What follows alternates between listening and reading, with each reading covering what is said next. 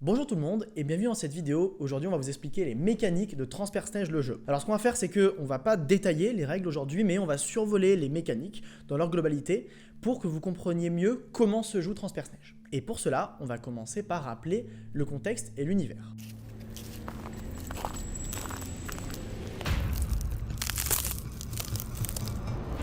Donc Transperce Neige le jeu, c'est adapté de la BD originale de Jacques Lob et Jean-Marc Rochette aux éditions Casterman, donc la BD du même nom, Transperce Neige. Contexte, on est sur la planète, dans un futur proche. Et là d'un coup, catastrophe climatique, nouvelle ère glaciaire sur la planète. Il fait moins 60, donc tout le monde meurt, parce qu'on survit pas à moins 60 dans une ère glaciaire. Et au moment où c'est la panique et le chaos sur la planète, il y a une annonce qui est faite. Cette annonce, elle dit qu'un train a été réhabilité, un train de confort a été réhabilité. Ce train s'appelle le Transperce Neige, et il promet de rouler éternellement autour de la planète pour sauvegarder le reste de l'humanité.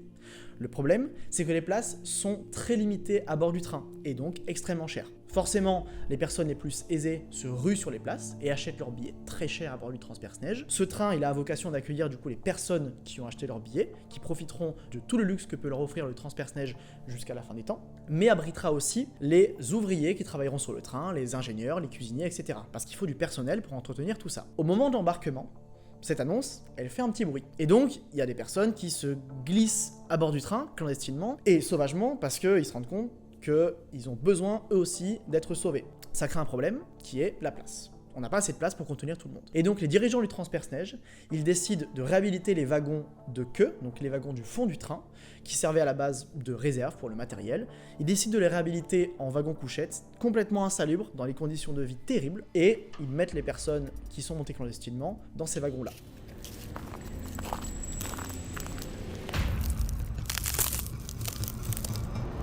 On est quelques années plus tard. Une micro-société hiérarchisée s'est créée à bord du train, parce que forcément les tensions sont montées petit à petit.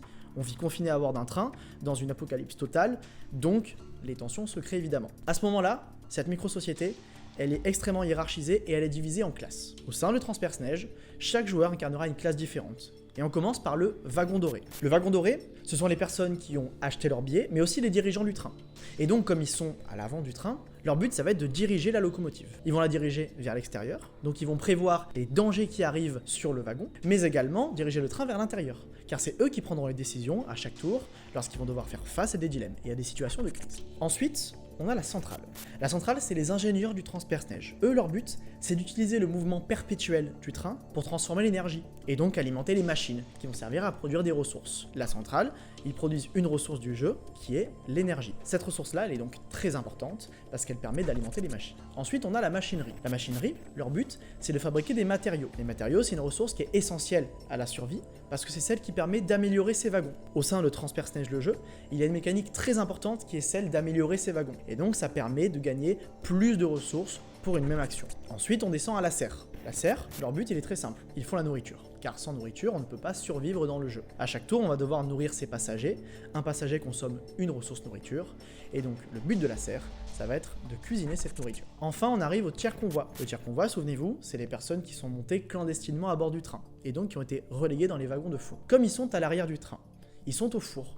Et donc, au moteur. Leur but, ça sera de gérer la vitesse du Transperce Neige. Dans le jeu, il y a une mécanique très importante de gestion de vitesse. Ils vont pouvoir faire accélérer ou décélérer le train sur le plateau central. Cette mécanique-là, elle aura une incidence sur la survie de tous les joueurs. Car plus le train va vite, plus il fera chaud, et moins on aura des risques de perdre des passagers à cause du froid. Attention cependant, car si on va trop vite, le wagon doré aura moins le temps de prévoir les dangers qui arrivent sur la route.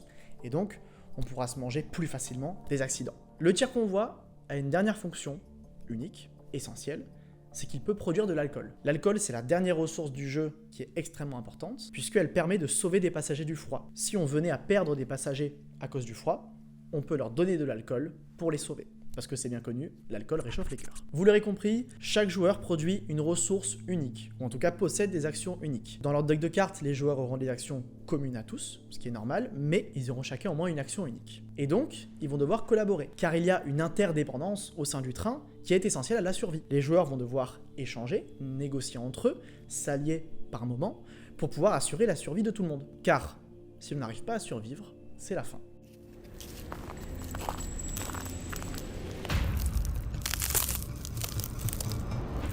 Transperce Neige est donc un jeu semi-coopératif. L'idée, c'est que tout le monde doit collaborer pour pouvoir survivre à bord du train, mais à la fin de la partie, il n'y en a qu'un seul qui prendra le contrôle. La partie commence donc quelques années plus tard, le premier embarquement, et à ce moment-là, un signal est capté par le wagon doré. Ce signal, il provient d'une position un peu floue, il provient peut-être d'une ou plusieurs personnes, mais en tout cas, le message de ce signal, c'est qu'un abri a été trouvé et qu'on peut sûrement y survivre à l'intérieur. Car cet abri possède tout le nécessaire pour pouvoir survivre et peut-être reconstruire l'humanité. Le but du jeu est donc d'arriver tous en vie à cet abri. Pour cela, les joueurs avanceront sur la piste chemin de fer et feront avancer le marqueur train. Si le marqueur train arrive au soleil, c'est la victoire. On a réussi à braver les dangers et on est arrivé à destination. Si par contre le marqueur train recule, ça va être plus compliqué pour survivre et on va perdre du temps. Si on arrive à survivre et que la destination est atteinte, si déjà seulement on y arrive, les passagers du train vont forcément se dire « mais attendez, si on est arrivé là, c'est grâce à quelqu'un, forcément. C'est une personne qui a su nous éclairer. Et cette personne-là, c'est le joueur qui aura acquis le plus d'influence au cours de la partie. L'influence, ce sont tout simplement les points de victoire. On va pouvoir en gagner au fur et à mesure de la partie, avec les cartes objectifs qui seront personnelles à chaque joueur.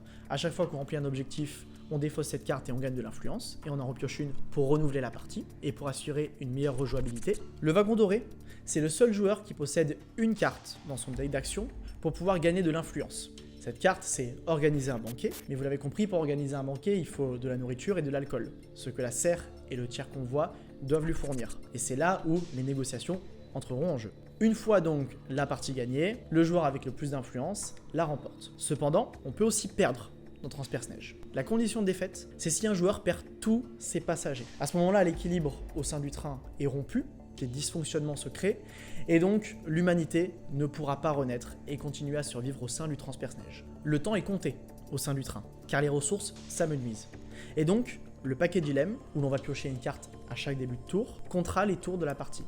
Si ce paquet est épuisé, la dernière carte du jeu sortira, et c'est la carte épidémie. Comme dans la BD originale, une épidémie se déclenche à bord du train et massacre tout sur son passage. L'idée, c'est que ce n'est pas une fin de partie en soi, c'est plutôt une motivation pour vous pousser à aller jusqu'au soleil, et donc à gagner la partie. L'épidémie, elle a deux issues possibles. Soit vous êtes assez rapide et vous arrivez à terminer la partie en vie, soit elle aura tué tous les passagers d'un joueur.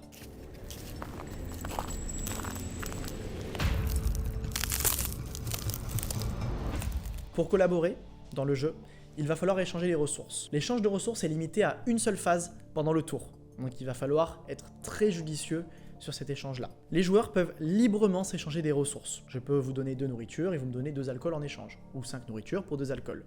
Ça dépend de notre pouvoir de négociation, mais aussi de la rareté des ressources présentes dans le train. Chaque joueur, comme il produit une ressource unique, il a une vraie valeur lors des échanges. Dans le jeu, il y a une règle simple au niveau des échanges. Tout échange de ressources directes doit être honoré. On ne peut pas retirer un échange au dernier moment. Par contre, toute promesse ou échange de service n'a pas obligation d'être respectée. C'est là où vous allez pouvoir bluffer dans le jeu. Vous pouvez promettre un échange de ressources au tour d'après, et donc avoir un prêt de nourriture, par exemple, et de promettre 4 alcools au tour suivant. Rien ne vous empêche de ne pas les donner. Ça, c'est la subtilité du jeu, c'est que l'échange de ressources est extrêmement libre, et donc créer une vraie interaction autour de la table, entre les joueurs. Créez des alliances avec les autres joueurs, trahissez comme bon vous semble, mais attention aux répercussions.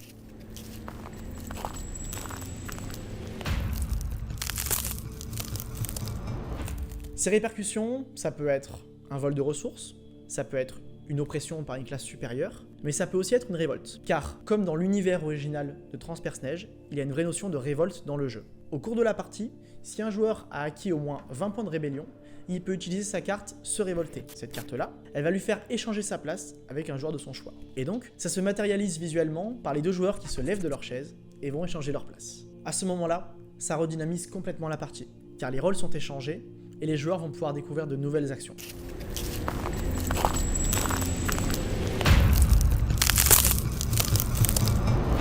Pour conclure, comment se joue un tour de jeu? Un tour de jeu, c'est en 5 étapes, toujours les mêmes. Première étape, c'est le dilemme.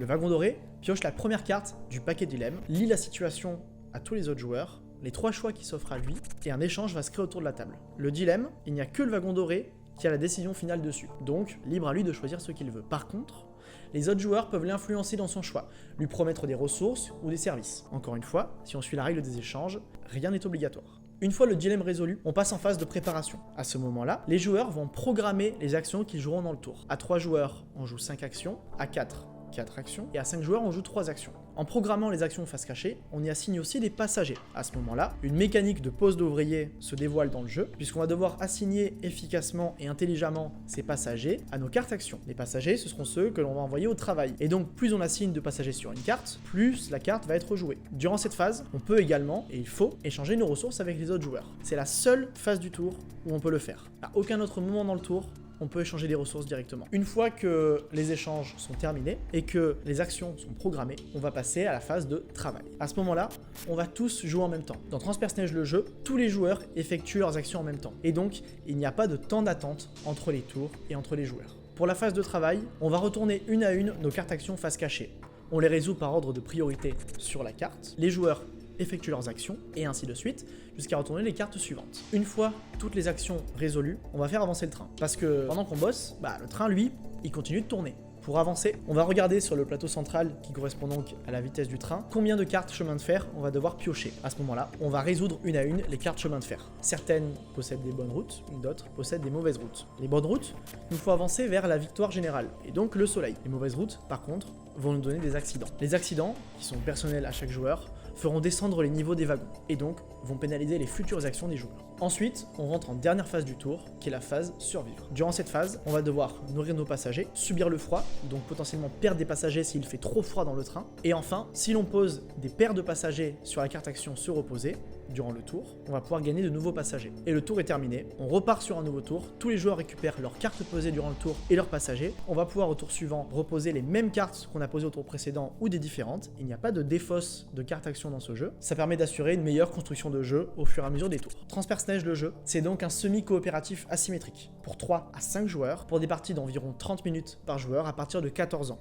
Poste d'ouvrier, programmation d'action, survie, échange de ressources, bluff. Vous devrez efficacement jouer avec toutes ces composantes afin de survivre à bord du Transperce Neige et peut-être en prendre le contrôle. Mais pour cela, vous devrez prendre les bonnes décisions. Merci à toutes et tous et on se reverra à bord du Transperce Neige, le train aux 1001 wagons.